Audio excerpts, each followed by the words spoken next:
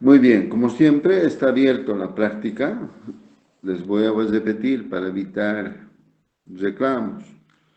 Todas las clases de fisiopatología se realizan las prácticas, se admiten las prácticas. Yo estoy registrando acá, tengo mi registro. Y como es la práctica, entonces vamos a tener que dar la nota práctica. Por si acaso, las personas que no hacen práctica no tienen opción ni para dar segunda instancia, ¿sí? Porque su nota va a ser cero, ¿no? Entonces, por favor, hagan un esfuerzo.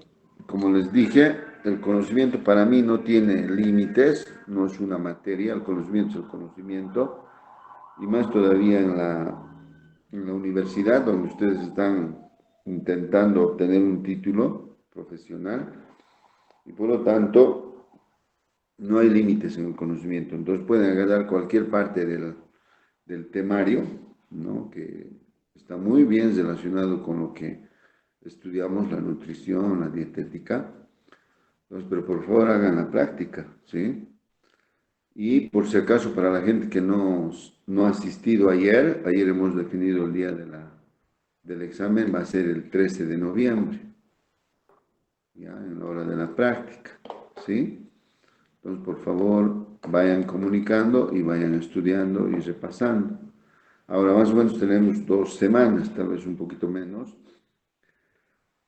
Sí, casi 2 semanas, sí, 2 semanas justo, inclusive 16 días. Entonces, el temario, para favorecerles un poco, va a ser hasta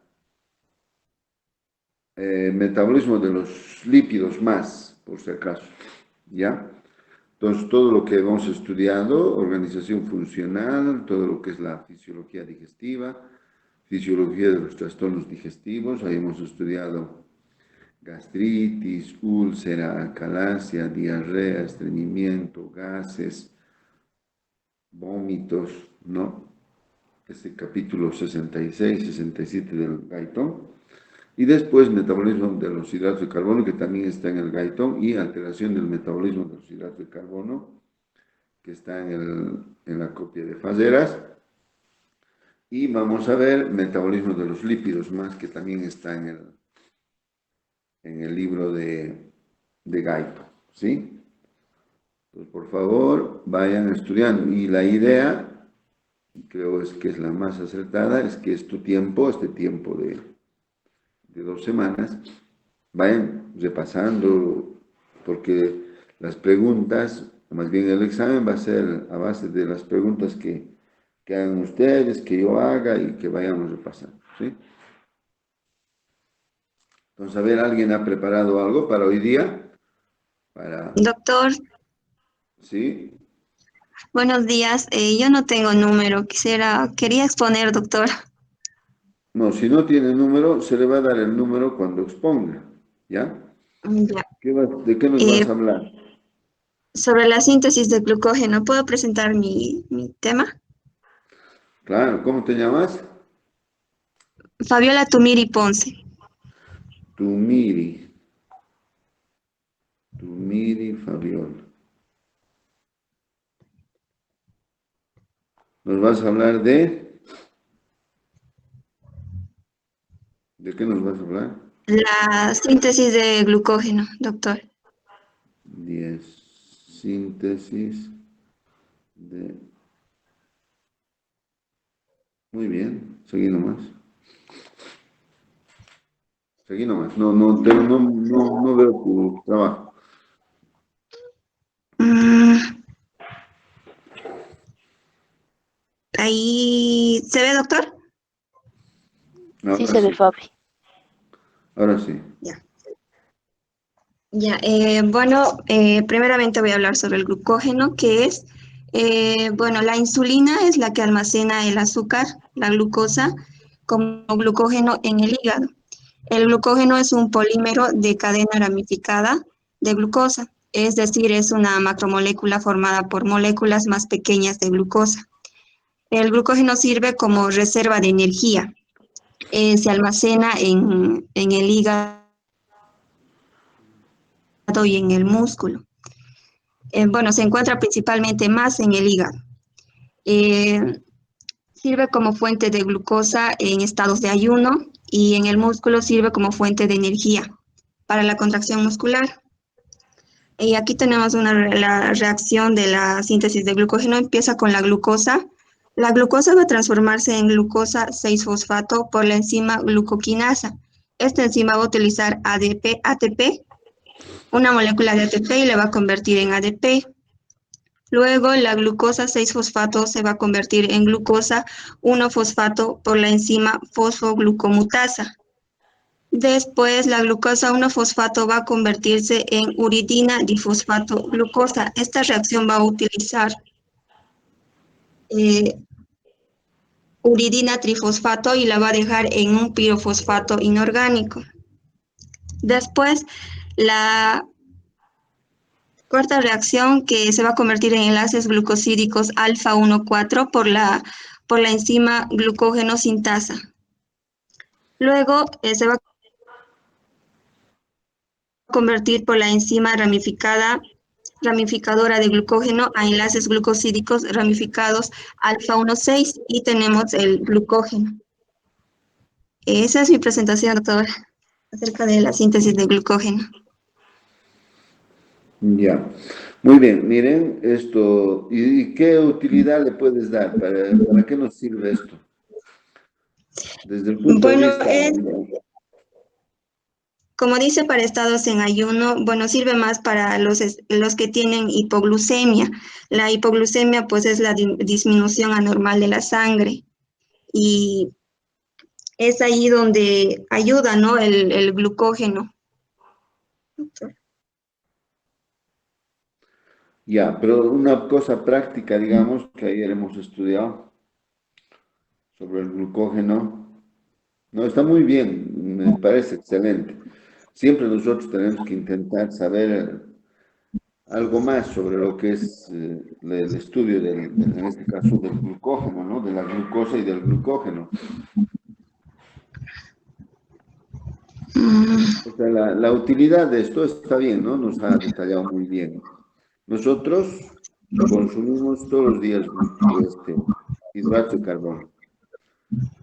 Y los productos finales de la digestión de los hidratos de carbono en el organismo son tres. Son la glucosa, la fructosa y la galactosa. Así termina la digestión de los hidratos de carbono. Y siendo de estos tres, la que tenemos en mayor cantidad es la glucosa, porque la glucosa, como lo has dicho, forma parte del almidón. Y el almidón en nuestra dieta corresponde más o menos al 70-80%, tal vez un poco más de los hidratos de carbono que consumimos. Entonces, esta digestión del almidón vegetal que se llama, termina como glucosa. Entonces, la glucosa normalmente, ¿qué sirve? Para generar energía, para eso lo utiliza. Pero cuando hay un exceso, lo comemos bien, este exceso de glucosa se deposita en las células, ¿sí? En la mayor parte de las células, pero principalmente a nivel del hígado y de los músculos. Este glucógeno que se deposita en el hígado y que corresponde más o menos al 5-8% de toda la célula, se llama glucógeno hepático. Y el glucógeno que se deposita en el músculo, que es del 1 al 3% de lo que es la célula muscular, se llama glucógeno muscular. Entonces, este es el proceso, eso que nos has dicho, ¿no es cierto?, de la conversión de la glucosa 6-fosfato, glucosa 1-fosfato, y se deposita la glucosa como glucógeno, que no es otra cosa que es almidón, solamente que tiene otra característica, que tiene una conformación arbórea, como árboles como ramas del árbol, ¿sí? ¿Y para qué sirve esto? Lo has dicho, ¿no es cierto? Importante. El glucógeno hepático sirve para mantener el nivel de glucosa en la sangre. Y el glucógeno muscular sirve para generar energía, fuente de energía para el músculo. Y aquí viene, digamos, el detalle que debemos saber. Entonces viene y decimos, existen alteraciones del metabolismo del glucógeno, que se llaman las glucogenosis. Cuando la alteración del metabolismo del glucógeno en el hígado, hay alteraciones del metabolismo del glucógeno, hablamos de las glucogenosis hepáticas. Si hay una alteración del metabolismo del glucógeno del músculo, hablamos de la glucogenosis muscular. Entonces, como ya dijimos, hay una serie de este tipo de alteraciones, ¿no? La glucogenosis hepática, hemos visto dos cuadros, ¿no? Uno, la deficiencia de la glucosa 6-fosfato fosfatasa, que se llama enfermedad de von Hierke, y también se llama glucogenosis tipo 1A, o también hay la otra glucogenosis que se llama 1B. ¿Cuál es la característica de las glucogenosis de tipo hepático? Es que dan hipoglucemia. Y por esas características que lo dijiste sobre el uso, o más bien dicho, sobre el depósito de glucógeno en el músculo, nos va a dar una glucogenosis muscular y por lo tanto va a haber alteraciones en la función. Las personas que tengan glucogenosis muscular tienen intolerancia al ejercicio, tienen fatiga muscular, tienen dolor en los músculos, ¿no? Pues esto es lo importante de saber esto que nos has mencionado, de que esta glucosa que se deposita como glucógeno en el hígado y el músculo puede no utilizarse, puede haber un trastorno de su metabolismo y esto se llama las glucogenosis. Muy bien, muy bien.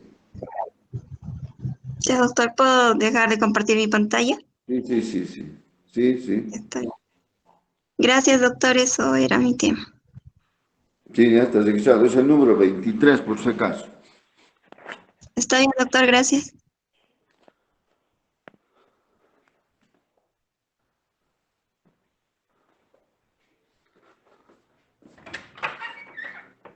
¿Alguien más preparó algo?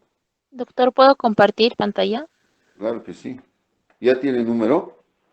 No, doctor. Ah, es nueva. Sí. Ya. Siga nomás. ¿De qué nos va a hablar? De la intolerancia a la sacarosa. Intolerancia a la sacarosa. Sí.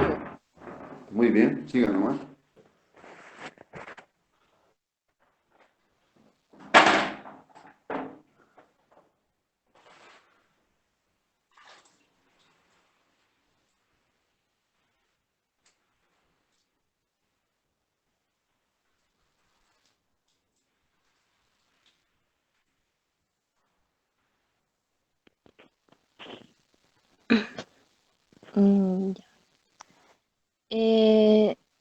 Bueno, esta es una fisiopatología un poco conocida. Es debido a la falta de la enzima denominada sacarosa, sacarasa, perdón. La falta de la enzima sacarasa en las vellosidades del intestino delgado provocan que la sacarosa, el azúcar común, pase sin digerir al intestino grueso. Esta es fermentada por las bacterias, produciendo gases, malestar, diarreas, incluso sangrado. Es difícil de diagnosticar, por lo que los síntomas son similares a otras enfermedades como las enfermedades celíacas o intolerancia a la lactosa. Una forma de diagnosticar sería la biopsia intestinal, que es tomar la muestra de las vellosidades intestinales y analizar la cantidad de enzimas de sacarasa que presenta. El origen de esta enfermedad, en la mayoría de los casos, se debe a un déficit congénito. Esto se debe a que los bebés ya consumen las papillas de cereales. Muchas veces esta enfermedad está asociada con intolerancia a la isomaltasa y se recomienda una dieta libre de sacarosa y almidón. Eso sería, doctor. ¿Dónde has revisado esto? Interesante. Eh, Primera. lo, he lo he encontrado, doctor, en enfermedades del metabolismo de hidratos de carbono. Lógicamente, miren, esto es también saber fisiología, ¿no es cierto? A ver, ¿cuál es cómo ocurre la digestión de la sacarosa en el cuerpo? Eh, es un disacárido que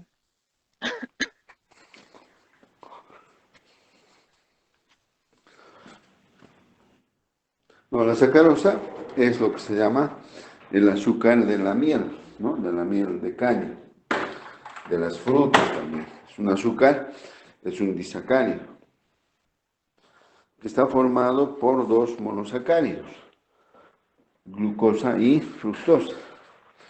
Entonces, seguramente sí, puede haber alteraciones de la digestión cuando no haya la disacaridasa, la sacarasa, ¿no? Porque es la responsable de digerir el azúcar, en este caso la sacarosa. Y por lo tanto, la sacarosa se queda como sacarosa porque no se va a digerir. Y por lo tanto, esto va a condicionar eso, fermentación, diarrea, porque los azúcares siempre tienen esa acción osmótica, se llaman capaces de arrastrar agua y producir diarrea. Y lógicamente el estudio que se hace es esto, ¿no? A ver, desde el punto de vista lógico, ¿qué se podrá encontrar en las heces? Si yo hago un estudio de las heces, tendrá que encontrarse azúcar, ¿no? O algún derivado de este azúcar, ¿no? Y lógicamente, como lo dijo, el diagnóstico definitivo se hará pues por una biopsia, por un estudio del ribete en cepillo y determinar si existe o no la enzima. Bueno, si no existe la enzima, estamos hablando de una intolerancia a la sacarosa, ¿no? O sea, estas alteraciones puede comprender cualquier alteración enzimática que se secreta a nivel del ribete en cepillo, ¿no?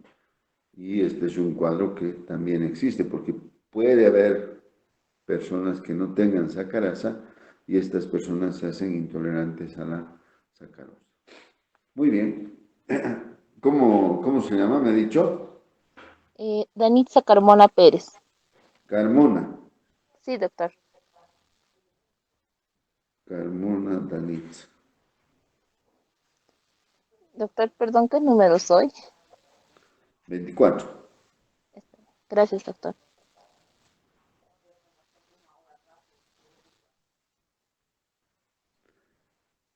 ¿Alguien más?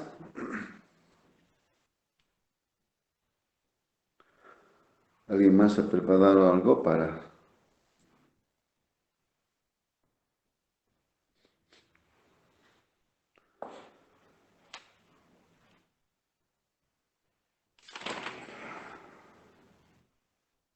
Bueno, la mayor parte de ustedes tienen una sola práctica, ¿no?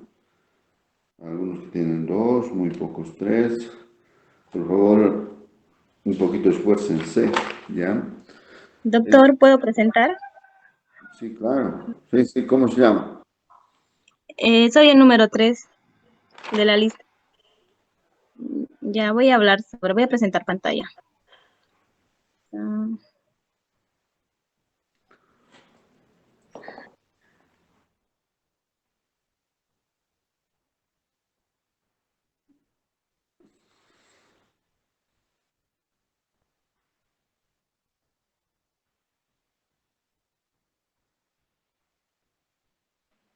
ya voy a hablar sobre el depósito de grasa, el tejido adiposo.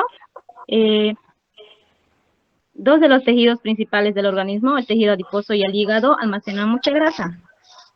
El tejido adiposo, también llamado tejido graso o grasa corporal, tiene la principal función de almacenar triglicéridos hasta que sean reclamados para suministrar energía.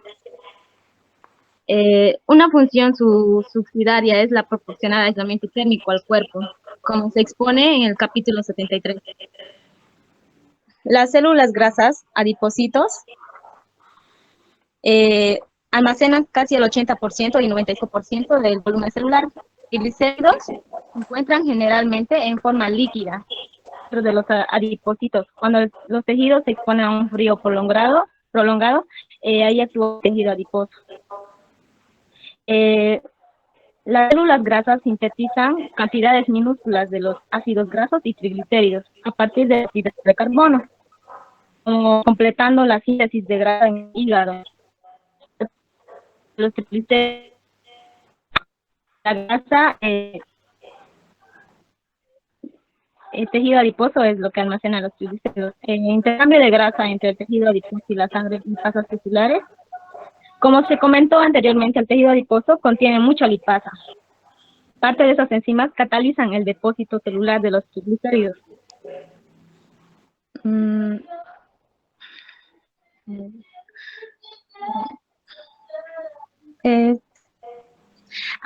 Bueno, el tejido total y el volumen medio de los adipocitos son más importantes en la mujer que en el hombre.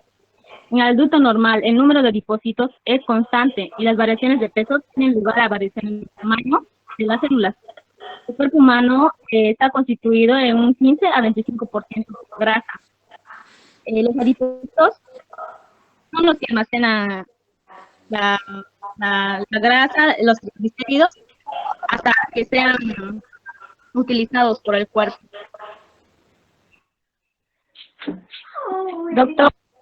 Doctor, esa sería mi explicación. ¿Cómo? Hola, hola.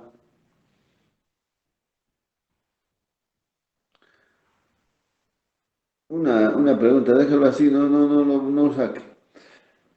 ¿Cuál es la consecuencia, digamos, más grande de este proceso? ¿Qué pasa con las personas como un problema?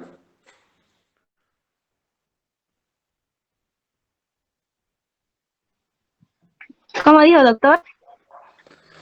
¿Cuál es el problema de esto, del depósito de grasa en las personas? Otros que, bueno, el depósito de grasa sería, ¿cuál sería el problema? El problema sería que personas que no utilizan la grasa, esta almacenaría más en el intestino, provocando así también la obesidad. Bueno, eso sería mi punto de vista, doctor, no sé, la verdad no sé. No, pues es lo último que has dicho. Miren, lo grave de esto, de depositar grasa, es la obesidad, con todas sus consecuencias. O sea, lo importante de saber estas cosas es eso. ¿Qué va a pasar con esta persona que deposita en exceso grasa? Y sabemos, ¿no es cierto? Va a producir hipertensión, diabetes, como problemas serios que van a complicar la salud de la persona. Entonces, sí, efectivamente es así. O sea, ¿cuál es el proceso para que se vaya depositando los nutrientes como lípidos? Nosotros sabemos que, hablando por ejemplo de los hidratos de carbono, ya habíamos mencionado, habíamos dicho que los hidratos de carbono sirven para generar energía. Hay un exceso de azúcar, de glucosa, y esto aparece generalmente después de comer bien. ¿Qué hace el cuerpo? Ese exceso de glucosa. Lo deposita, como ha dicho la estudiante anterior, ¿no? Lo va a depositar como glucógeno, como ahorro, como un depósito, un ahorro de glucosa en todas las células, especialmente en el hígado y el, el músculo. Tejido adiposo. No, en el músculo, el azúcar. Pero sucede que la persona sigue comiendo. Se llenan los depósitos de glucógeno. ¿Qué hace el cuerpo? El organismo genera grasa. va formando acetil, acetil, acetil, y este acetil se va uniendo y forman los ácidos grasos. Y esta grasa que se forma a partir del exceso de alimentación, porque al final, a partir de los hidratos de carbono se forma grasa, a partir de los aminoácidos que están en las proteínas se forma grasa. ¿Y acaso no ven, no? Hay esos programas en la televisión de kilos de más o kilos mortales, creo que se llama, ¿no? Esas personas que tienen el problema de obesidad, ¿qué hacen? Para que tengan este problema, ¿qué hacen? ¿Cuál es la causa? Comer en exceso y la poca actividad física. Claro, comer demasiado, demasiado. Se ve, ¿no? Muestran cómo van esas señoras o los familiares ahí a los supermercados, ¡puf! Se llevan pues mucha comida. Y el obeso come libremente. Esa persona ha creado un hábito, un problema genético, alguna cosa que hace que coma desesperadamente.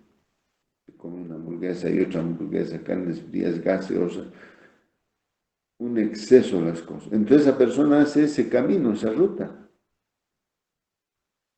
Glucosa no se utiliza, se va depositando como glucógeno, se ha llenado y el exceso que sigue entrando se va formando en grasa. Y la obesidad aumenta. Claro, lo dice, sí, efectivamente, a nivel del hígado, después el tejido adiposo, y eso es lo que se ve, ¿no es cierto? Los obesos son personas voluminosas. ¿Por qué? Porque se ha depositado la grasa en los tejidos, en el tejido adiposo que está debajo de la piel. Por eso son los brazos gruesos, el abdomen muy grande, ¿no? Y con todas las consecuencias. O sea, hablar de depósito de grasa es hablar de igual de obesidad. Y obesidad significa que la persona puede tener diferentes problemas patológicos. Esa es lo que uno tiene que saber. Entonces, por eso es que como estudiantes de nutrición y dietética, tienen que empezar a controlar porque es normal que en la casa haya, bueno, como comen tanto a veces, hay obesitos, ¿no? Entonces los estudiantes de nutrición tendrían que empezar a regular, a controlar, conversar con esa gente para que no vaya excediendo, ¿no? Intentando explicar que esto es un problema de salud y que si va a seguir así puede llegar a estas otras circunstancias, etcétera, etcétera. Porque es dramático. Muy bien, Carmona es 24, ¿no? Lo que intolerancia a la sacarosa. Usted es el 3, ¿no? Sí, doctor, número 3. Jiménez, está bien, ya estás registrado. Ok, ¿Alguien más? gracias. ¿Alguien más va a hacer la práctica?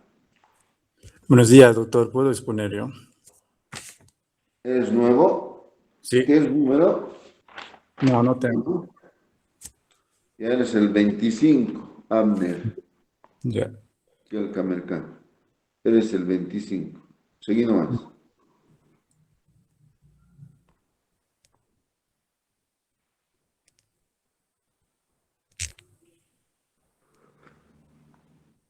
¿De qué nos Ya. vas a hablar? Yo voy a hablar de la hipoglucemia en recién nacidos. Muy bien, hoy día es 28 del 10, hipoglucemia. Ya. Es el nivel bajo de azúcar en la sangre en los bebés recién nacidos. También se llama hipoglucemia neonatal. Se refiere a un nivel bajo de azúcar, como dije, de la glucosa en la sangre en los primeros días del nacimiento. ¿Cuáles son las causas? A ver, los bebés necesitan azúcar, glucosa en la sangre para obtener energía.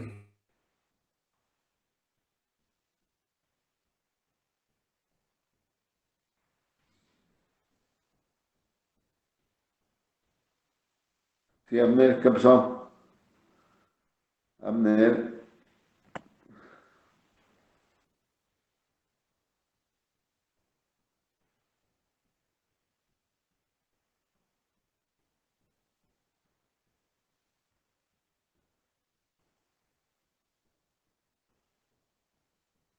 Abner, ¿te has ido? ¿Qué ha pasado? Se has dado tu micrófono. Hola, Abner, Abner.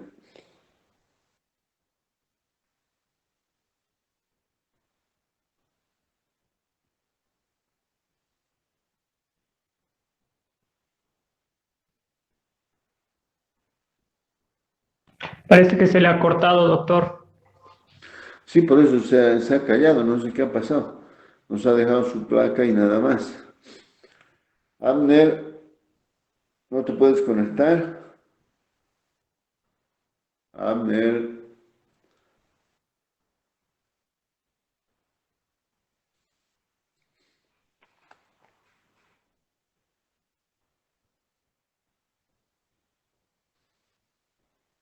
muy bien. A ver, esperaremos, espero que se vaya conectando. ¿Alguien más nos va a presentar algo? Ya, tal vez después, ¿no? Pero vamos a acabar esta parte de lo que es alteración del metabolismo de los hidratos de carbono. Habíamos hablado de las glucogenosis, ¿no? Que es alteración del metabolismo del glucógeno, que se llama glucogenosis muscular, glucogenosis hepática, ¿no? Y también hemos hablado de lo que es alteración del metabolismo de la fructosa, ¿no? Y nos falta hablar de lo que es alteración del metabolismo de la galactosa. Entonces, como en el caso anterior, cuando hablábamos de alteración del metabolismo de la fructosa, también hay tres tipos. Estos tipos se debe a una alteración del metabolismo de la galactosa. Por si acaso, ustedes saben que la digestión, o sea, ¿de dónde aparece la galactosa? Es el producto final de la digestión de la lactosa, ¿sí? Entonces, la lactosa en la digestión final da como resultado una molécula de glucosa y otra de galactosa. Entonces, esta galactosa sucede que no se puede utilizar en trastorno en su metabolismo, en su utilización, ¿sí? Entonces, como les decía, hay tres casos de estos trastornos. Primero, la 1, que se llama deficiencia de una enzima que se llama la galactosinasa. Deficiencia de una enzima que se llama la galactosinasa. 2, deficiencia de otra enzima que se llama galactosa 1-fosfato uridiltransferasa. Y por último, la deficiencia de la uridindifosfogalactosa 4-epimerasa.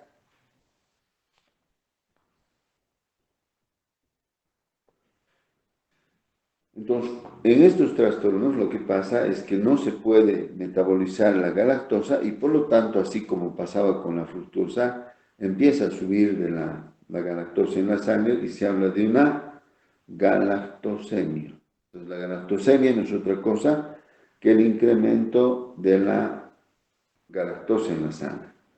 Como la galactosa excesivamente en la sangre puede pasar a la orina y eliminarse, entonces habrá de una galactosuria también, ¿no? Eso significa que hay una alteración del metabolismo de la galactosa. Entonces, ¿qué pasa con estas alteraciones? En el primer caso, en la deficiencia de la galactosinasa es una enzima que convierte la galactosa en galactosa 1-fosfato, ¿no? En otras palabras, fosforila la galactosa. Esta alteración, la falta de esta enzima, lo que hace es incrementar la cantidad de galactosa en la sangre, y este exceso de galactosa, que no se ha metabolizado porque no hay la enzima, la galactosinasa, que convierte galactosa en galactosa 1-fosfato no ocurre esto.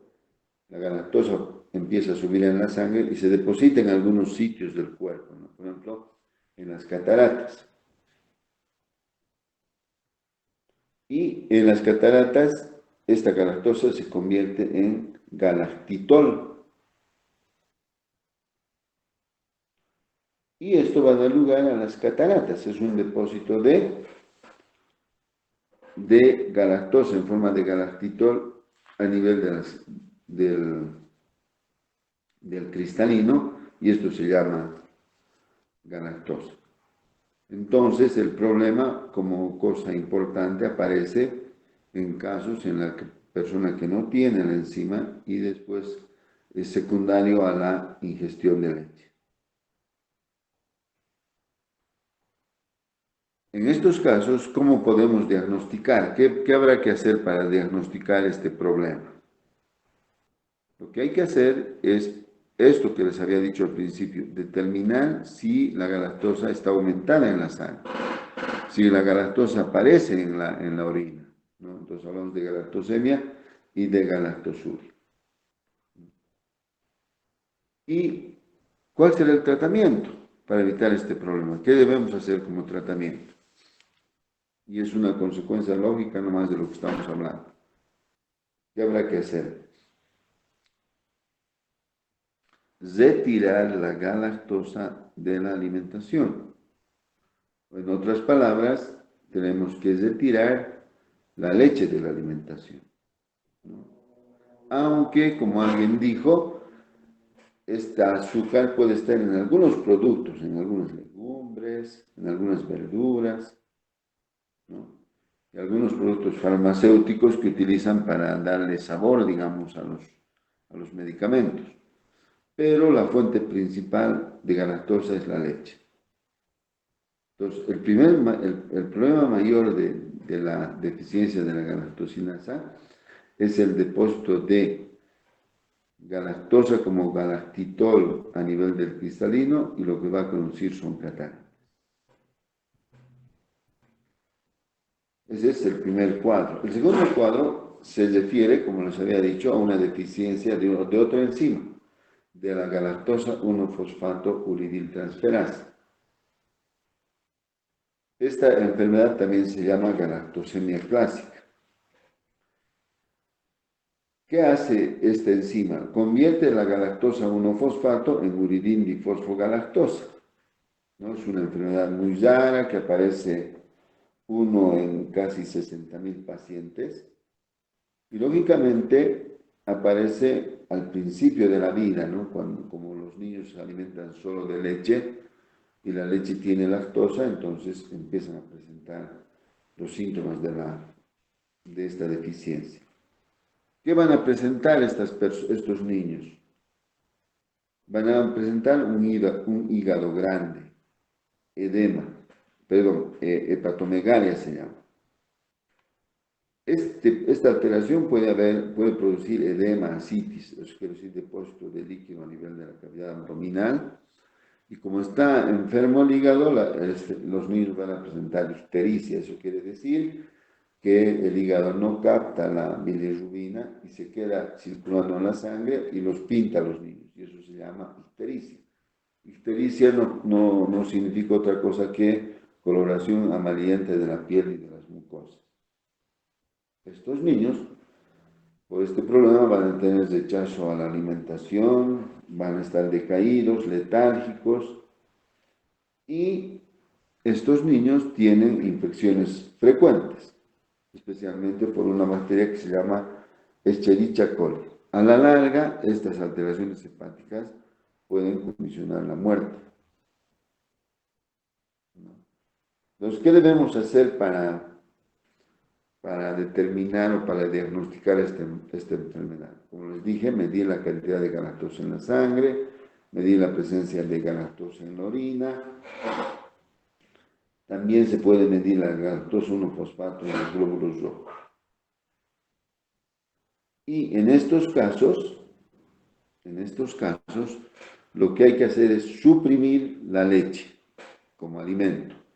O sea, los niños que tengan este problema hay que retirar totalmente la leche de la alimentación. Y las personas que logran sobrevivir, porque puede haber casos que se hace un manejo, digamos, un poco tardío, y las personas pueden sobrevivir y aparecen estas personas con complicaciones, por ejemplo, ciegos. ¿Por qué? Porque la galactosa se deposita en el cristalino como galactitol y esto va a producir cataratas y por lo tanto ceguera.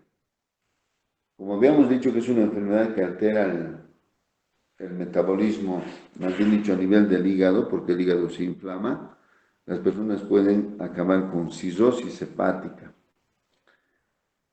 ¿Qué es cirrosis hepática, Pablo? ¿A qué se refiere cuando hablamos de cirrosis hepática? La inflamación del hígado, doctor, pero por un mal, primero desencadenada por un déficit en el procesamiento de, de los carbohidratos a nivel hepático. Ya, no, miren, pero más simple. Cirrosis no es otra cosa que la muerte de los hepatocitos, la destrucción de los hepatocitos, sea cual sea la causa. Muerte de los hepatocitos y que esta muerte es reemplazado por tejido fibrótico, por tejido cicatricial, por tejido conectivo. Por lo tanto, los que tienen cirrosis y una causa importante es las personas que consumen alcohol. Alcohólicos crónicos corren el riesgo de matar a sus propios hepatocitos. Esta muerte se repone con tejido conectivo y por lo tanto el hígado como problema visible es que disminuyen de tamaño porque se han muerto los glóbulos hepatocitos y el hígado ha disminuido de tamaño. ¿Por qué? Porque no hay hepatocitos y esos hepatocitos muertos se han reemplazado por tejido conectivo, tejido cicatricial. Eso es la cirrosis. Entonces, estos niños pueden hacer esto. También como problema aparece el retraso mental. A ver, por favor, alguien ha abierto su micrófono. Hay un ruido que está interfiriendo, por favor. Pablo, Hola, ya creo que da esa. Y el tercer cuadro es una deficiencia de la uridin difosfogalactosa 4 epimerasa. Esta epimerasa lo que convierte es la uridin difosfato galactosa en uridin difosfato de glucosa. Como no hay esta enzima, se queda como uridin difosfato de galactosa. ¿Sí? Es un cuadro muy raro, dice que en el mundo se han descrito solo 2 casos, ¿no? La clínica es la misma que la que habíamos visto con la galactosemia de tipo 2. Y se agrega acá hipotonía, o sea, quiere decir que los músculos están relajados. Y lo que se ve también es un aumento de la acumulación de la galactosa 1-fosfato, ¿sí? Y lo que se hace para diagnosticar es medir la galactosa, determinar el déficit de la enzima en los glóbulos rojos. Y en estos casos, cuando las personas sufren este tercer tipo, que es una deficiencia de la uridin difosfato de galactosa 4 epimerasa, en estos casos solo se restringe la ingestión de azúcar, no de lactosa, ¿no? De galactosa. Entonces, esa es la característica. En el segundo caso, en la deficiencia de galactosa 1-fosfato uridil transferasa, galactosa 1-fosfato uridil transferasa, hay que suprimir la ingesta de lactosa. En cambio, en este caso, en el cual hay una deficiencia de la uridil difosfato galactosa 4 epimerasa, solamente hay que suprimir la lactosa de la alimentación. Perdón, hay que restringir, solo hay que disminuir la cantidad. ¿Sí? Entonces, todo esto es lo que se llama alteración del metabolismo de la glucosa, ¿no? De los hidratos de carbono. Entonces, hemos hablado de las glucógenos. En primera instancia, hemos hablado de la hipoglucemia, después de la de las glucogenosis hepática muscular, alteración del metabolismo de la fructosa, y hoy día hemos visto lo que se llama alteración del metabolismo de la galactosa. Entonces, ¿alguna pregunta, algo sobre esto? Ahora, si ustedes tienen la intención, la voluntad de volver a repasar esto mañana, el día de la práctica, háganlo, porque lo que vamos a hacer ahora es tratar de repasar, ¿no? Para que puedan responder adecuadamente el cuestionario del examen, ¿no? Que va a ser el 3. Pues vayan repasando todo lo que hemos visto, gastritis y todas las cosas, para tratar de reforzar lo que sabemos. Entonces, vamos a continuar y el tema siguiente, lo que se llama metabolismo de los lípidos. ¿Qué sabemos de esto? ¿Qué sabemos de los lípidos? Algo ya nos habló Zaida, creo que se llama, ¿no? Del depósito de grasas, ¿no? ¿Qué tiene que ver esto con esto? ¿Qué sabemos del metabolismo de los lípidos? En general, más bien, ¿qué sabemos de los lípidos, de las grasas? ¿Qué sabemos? A ver. No, sí, también si quieren, me pueden hablar del metabolismo, pero hablaremos de las grasas en general. ¿Qué saben de las grasas cuando voy a avanzar en nutrición básica? Tal vez un poco en bioquímica, no sé. ¿Qué saben de las grasas? Y la dieta y la nutrición, digamos. A ver, algún concepto.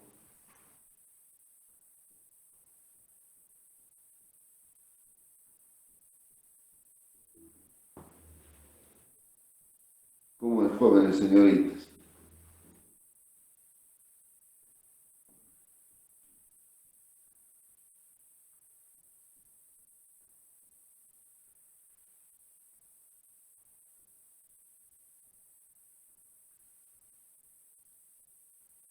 Nadie nos va a hablar de las grasas, de los lípidos.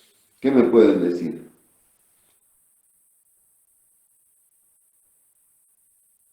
A ver, dieta y grasas.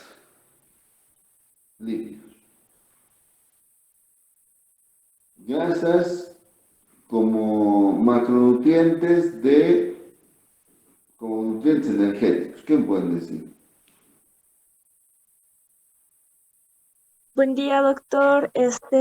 Algo que le podría decir es que las grasas aportan por cada gramo 9 kilocalorías. Su función es energética y cuando hay un exceso de glucosa en la dieta, esta se convierte en ácidos grasos en el hígado y esto va al tejido adiposo.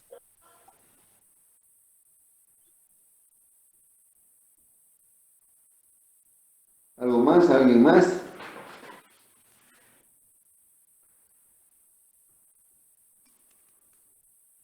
Miren, ¿qué sabemos? Dice, una dieta normal, ¿cómo debe estar formada? ¿Cómo debe estar constituida?